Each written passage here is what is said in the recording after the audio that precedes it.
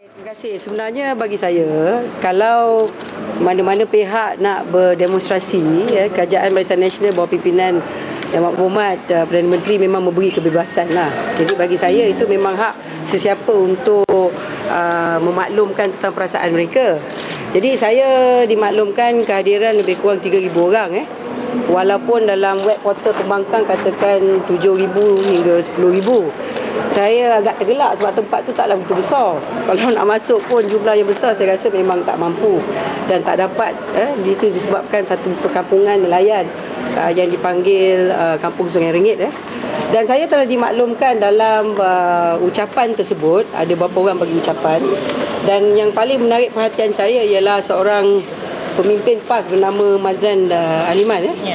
Dia membuat tuduhan tentang diri saya, bahawa saya lah yang bertanggungjawab yang membawa projek rapid ke kawasan Parlimen Pengerang, dan saya lah yang meyakinkan Yang Berhormat Perdana Menteri bahawa tempat itu selamat dan sebagainya. Saya agak terperanjat sebab ini kali pertama saya dengar sesuatu seperti tersebut dinyatakan. Dan bagi saya kenyataan yang dibuat oleh beliau tu memang berniat jahat. Dan kenyataan tu dibuat di kawasan parlimen saya. Saya agak terkilan sebab saya dah menang tanding di sana dah 2 penggal. Dan tak pernah saya akan melakukan sesuatu yang akan menepikan pandangan rakyat dan sebagainya. Kalau yang saya jumpa Perdana Menteri lebih kepada selepas projek rapid telah dimaklumkan, di mana saya telah berbincang dengan Yang Berhormat berkenaan untuk mewujudkan satu tempat khusus khas bagi generasi muda, iaitu Institut Kemahiran Belia yang ada di Bandar Penawar, yang mana Yang Berhormat pun bersetujulah. Dan baru-baru ni Alhamdulillah dalam ucapan bajet 2013 beliau telah memaklumkan bahawa pada akhir tahun ini IKBN Bandar Penawar akan melatih 300 pelatih pertama dalam industri gas dan minyak yang akan dikerjasamakan IKBN bersama dengan Petronas. Jadi bagi saya ini yang telah saya bincang dan dia telah bersetuju. Dan kedua saya bincang dengan dia ialah untuk mewujudkan satu bandar baru Felda, dan dia sendiri juga bersetuju bahawa perkara ini perlu dilakukan supaya dalam kawasan itu dia tidak ada bandar yang besar, dan bila adanya satu bandar baru dan 70% daripada masyarakat di sana adalah masyarakat Felda, maka dengan ada bandar baru inilah akan memberikan kemantapan kepada kawasan tersebut, terutama sekali bagi generasi muda. Jadi tuduhan yang dia buat tu atas pentas di depan rakyat Pengerang, dan dia buat tuduhan seolah-olah saya bertanggungjawab dan sebagainya, bagi saya memang niat jahat. Dan saya telah mengarahkan peguam saya untuk mengkaji dia punya ucapan. Saya ada video dia dan teks ucapan beliau. Dan saya telah dimaklumkan oleh peguam saya bahawa memang ada kes untuk menyaman beliau lah. Dan saya telah mengarahkan peguam saya untuk membuat tuntutan daripada beliau untuk minta maaf kepada saya secara terbuka dalam masa terdekat, dan kalau tidak saya akan saman dia bersama Harakah Daily. Saya akan saman juga, dan mana-mana web portal ke mana-mana surat khabar yang menggunakan ucapan beliau. Bagi saya dia berniat jahat, sebab saya tak tahu siapa dia. Yang saya tahu dia memang sibuk dengan kes Felda. Tetapi nak membuat tuduhan kepada saya, siasatlah dulu. Sebab sebagai pembangkang, dia ada hak nak memprotes mana-mana projek kerajaan, sebab Datuk Seri Najib memberi kebebasan kepada mana-mana rakyat Malaysia untuk protes. Itu dalam lingkungan undang-undang. Tetapi janganlah sampai seronok sangat nak berucap sampai dia tuduh membuta tuli. Dan saya yakin niat dia ialah untuk memburukkan imej saya sebagai ahli parlimen. Dan saya cukup yakin kerana saya menang tanpa bertanding 2 kali. Keadaan ni macam agak panas, dia mengambil kesempatan.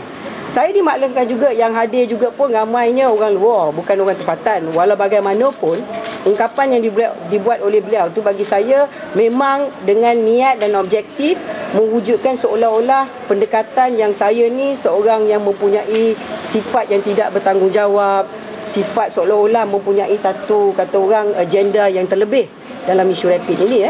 Saya bukan ahli lembaga projek Petronas, saya bukan ahli lembaga Dialog, saya bukan ahli lembaga dalam JPDC, Johor Petroleum Development Corporation. Saya hanyalah ahli Parlimen Pengerang merangkap ketua UMNO bahagian. Jadi tuduhan yang dibuat oleh beliau ni bagi saya memang, kata dalam bahasa undang-undang, malah faidi, berniat jahat. Dan saya akan menyaman beliau kalau dia tidak minta maaf dengan Harakah dan mana-mana web portal yang sama-sama saya tengok mempunyai. Dan sekarang peguam saya tengah memantau lah. Bagi saya pilihan raya dekat ke pilihan raya jauh ni bukan cara nak berpolitik. Sebab kalau nak bercakap, cakap atas fakta, jangan atas fake news. Saya juga dimaklumkan dia ada satu dokumen Saya nak tengok dokumen tu. Apa dokumen yang dia ada? Apa yang dokumen tu dapat mengatakan saya yang bertanggungjawab? Sebab bagi saya kalau nak angkat dokumen, semua orang boleh angkat dokumen.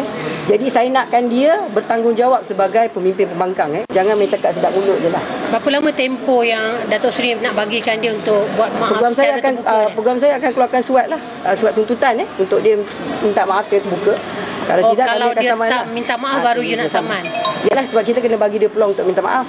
Dan keduanya, berapa juta saya nak saman dia, nanti saya nak kira balik. Datuk Seri minta komen Datuk Seri, because bahasa perhimpunan tu juga Mazhar Aliman menuduh Menteri Besar dan kerajaan negeri dia memberi gambaran bahawa mereka terbabit dalam rasuah isu berhubungi isu rapid ni. Komen Datuk Seri, adakah mengenai tuduhan tu? Bagi saya, kita kan ada agensi rasuah SPRM. Kita pun ada polis dan sebagainya. Bagi saya, kalau dia memang ahli politik yang berhemah, kalau dia betul-betul ada bukti, dia kena berani, kena jadi anak jantan. Jangan pula main cakap baling batu sebelit tangan. Jangan main tuduh pemimpin Barisan Nasional, terutama sekali yang Mak Berhormat Menteri Besar, Esko, ahli Dewan Undangan Negeri, ahli-ahli Parlimen, hanya sebab nak menarik perhatian dan sokongan daripada rakyat. Dan bagi saya, strategi mereka adalah untuk mewujudkan kebencian. Itu sebab dia tak betul-betul, kalau betul-betul dia ada fakta, saya yakin dia sendiri dululah yang akan buat laporan di SPRM dan sebagainya. Sebab dia tak ada bukti, dia tak ada fakta. Jadi dia bercakap atas sedap mulut supaya orang dengar, orang percaya dan orang melata. Itu sebenarnya objektif. Seperti kata yang Mak Berhormat Perdana Menteri lah, pembangkang strategi dia suka wujudkan, kata orang, hasutan, dia suka wujudkan pembohongan, kemudian dia akan janji. Itu sebabnya bila saya dengar ucapan Chua Ju-meng, dia janji PKR nak batalkan projek. Dan kononnya semua kontraktor yang terlibat dan sebagainya, dia orang nak ganti rugi. Saya tak yakin, saya rasa dia cakap, dan saya tak yakin mungkin itu yang PKR cakap. Sama seperti Wakil PAS Salihuddin Ayub, dia cakap PAS setuju dengan projek tetapi bersyarat so pindah dan sebagainya. Jadi bagi saya, kalau ketiga-tiga parti politik dalam Pakatan Rakyat ni, parti politik yang paling besar dalam Pakatan Rakyat sendiri tak dapat buat keputusan pada rapid, saya memang tahu rapid ni sebenarnya pendekatan seperti yang dia buat pada Linas. Nombor satu, dia nak memburukkan mata kajian Barisan Nasional di mata dunia. Sebab bagi saya, dia nak memburukkan sebab dia nak mengambil kesempatan daripada pilihan raya. Itu nombor satu. Nombor dua, dia nak membohongi rakyat. Dia nak menghasut rakyat. Dia berdusta pada rakyat. Saya dah jawab banyak kali minggu lepas berkenaan dengan isu alam sekitar. Dia buat tuduhan pasal dugong, saya dah jawab pasal dugong. Dia buat tuduhan macam-macam alam sekitar, saya dah jawab. Sampaikan Yang Berhormat Timbalan Menteri Datuk Mukris sendiri dah jawab tentang isu rapid dan Linas dalam laporan EIA dan sebagainya. Yang Mak Berhormat Menteri Besar pun dah jawab. Dia tak counter balik dalam isu fakta berkenaan dengan alam sekitar. Kemudian dia cakap pasal harga tanah. Dia kata RM2.80. Kami dah terangkan, dan saya sendiri dah terangkan minggu lepas di Parlimen, ada yang paling tinggi RM8. Dia tak jawab, dia tak counter. Jadi kenapa atas platform di Sungai Rengit tu dia hanya bercakap tentang bersih? Kenapa dia telah mewar-warkan isu-isu yang tidak relevan? Jadi memang saya tahulah objektif niat mereka hanya untuk memburukkan kajian Barisan Nasional. Dalam portal pembangkang, Hishamuddin Rais dan Salihuddin Ayub mendakwa kereta mereka telah cermin dipecah, tayar dirobek dan macam-macam. Komen Datuk Seri, adakah benar ia berlaku? Saya dah 2 penggal jadi wakil rakyat. Orang pengerang, orang kawasan saya memang tak ganas macam tu. Jadi saya selalu nak tanya, kenapa bila dia turun je benda ni berlaku? Saya tak tahu sama ada dia buat sendiri ke tidak. Ialah nak cek simpati. Dan keduanya, kalau memang benda tu berlaku, kenapa dia tak buat laporan polis? Saya dimaklumkan satu laporan polis pun tak dibuat dalam isu ni. Jadi seolah-olah ni nak mewujudkan simpati dalam mata rakyat Malaysia, terutama sekali pengundi di kawasan Parlimen Pengerang. Bagi saya dah cakap banyak kali bahawa kajian Barisan Nasional seperti yang kita dimaklumkan oleh JPDC, Johor Petroleum Development Corporation, pada semua ahli Parlimen Barisan Nasional dan juga Dewan Negara, bahawa projek ini makan masa dan yang paling penting penempatan semula akan ditetapkan. Dan saya melihat keadaan lebih menarik kerana masa depan rakyat Pengerang hasil belia-belia akan mendapat masa depan di segi kehidupan yang lebih baik. Contohnya dalam isu IKBN, di mana kalau kajian laksanakan tahun ini seperti yang disebut oleh Perdana Menteri, saya tahu pelatih-pelatih ini dalam industri minyak dengan gas akan mendapat duit lebih besar daripada dia nak menjadi nelayan seperti mak ayah dia. Dan saya tahu dia sendiri boleh pergi jauh, bukan saja dalam bidang sijil, dia boleh mendapat mungkin degree, diploma degree, dia boleh pergi jauh dalam bidang gas, minyak dengan gas dalam industri tersebut. Dan kalau kita tengoklah kajian Barisan Nasional memang bersediakan pendekatan dan strategi untuk membantu masyarakat setempat. Ini bukan kerajaan yang zalim. Itu sebab bagi saya tidak mengatakan tuduhan mereka remeh, tetapi saya hanya mengatakan tuduhan mereka adalah tuduhan yang tidak berasas. Dan mereka tidak mahu memberi peluang kepada Kerajaan Barisan Nasional untuk menerangkan. Bila kita terang, dia tak nak terima penerangan kita.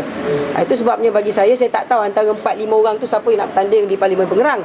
Tapi bagi saya, kalau betul berani, bertandinglah atas platform sebenarnya pilihan raya. Apa yang dia takut? Jadi wakil rakyat. Dia nak bertanding aduh, nak bertanding Parlimen, lawan tetap lawan.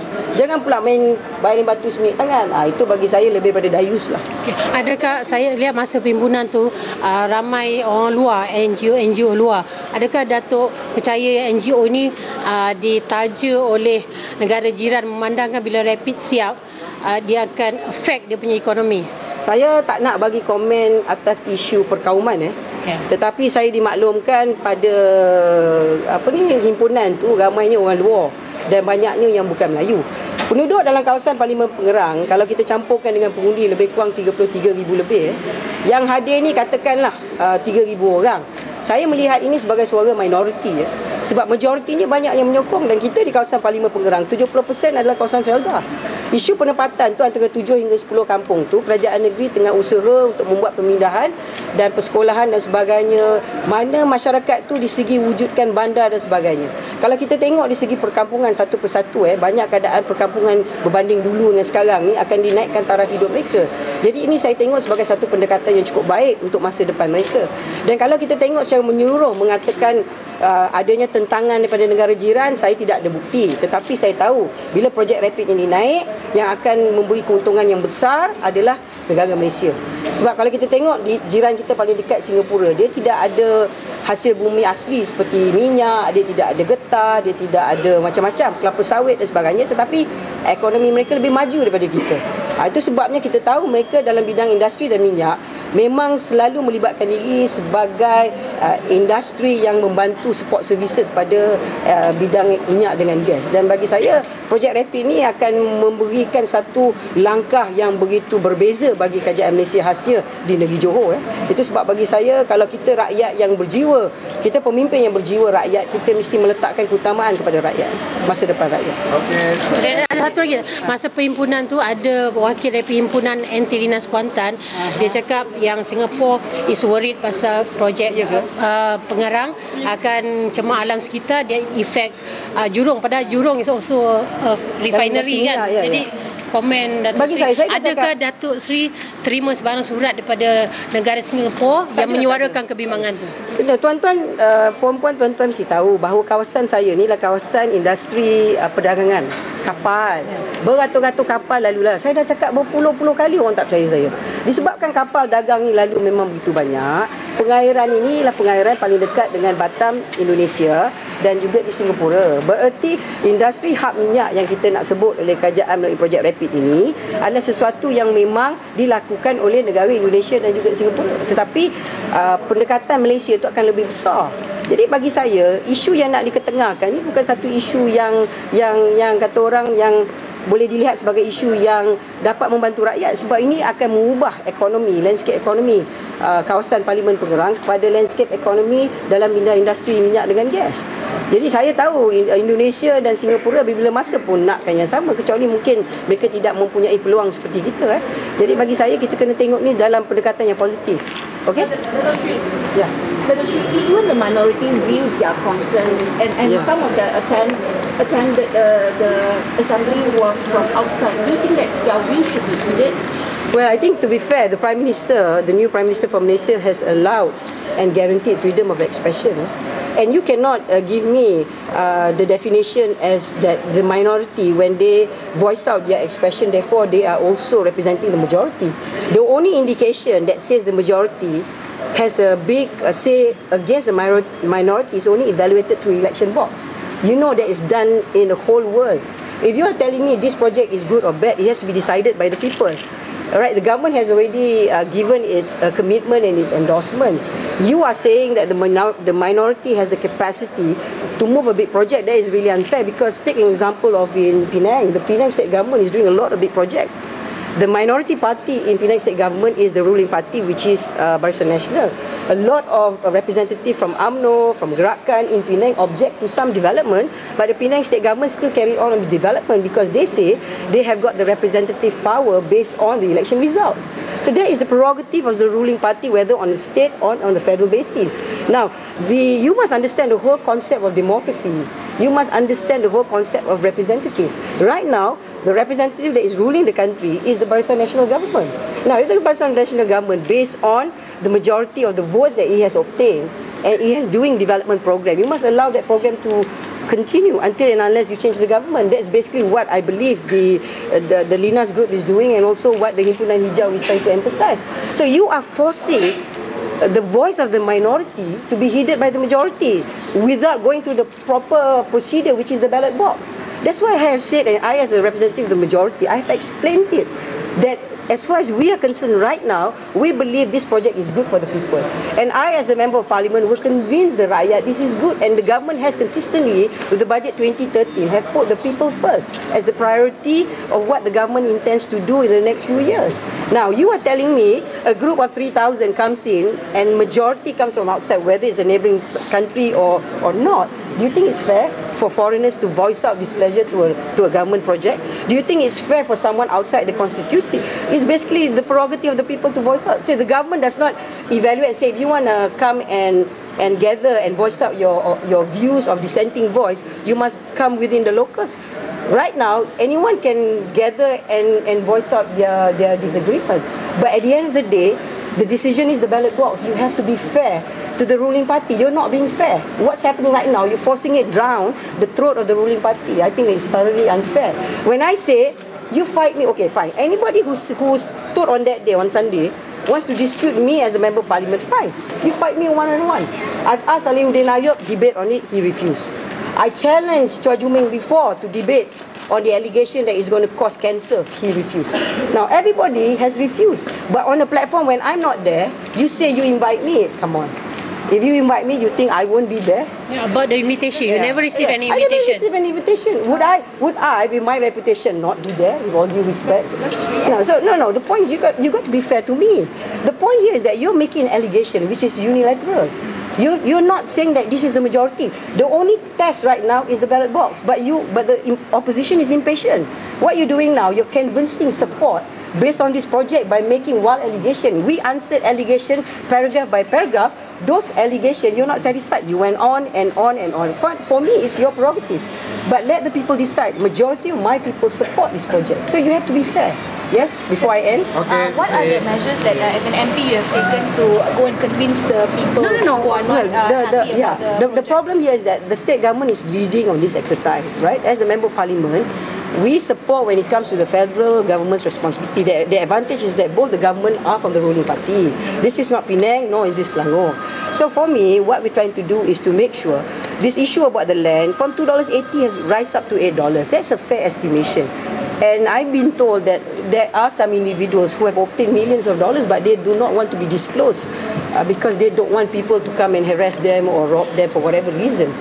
So the point is to say it's an unfair, giving a flat allegation at $2.80. We explain it's not $2.80, it goes above that.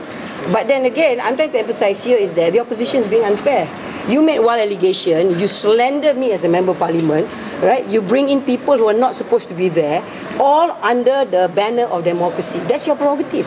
But my point to you is that I'll challenge you in any general election.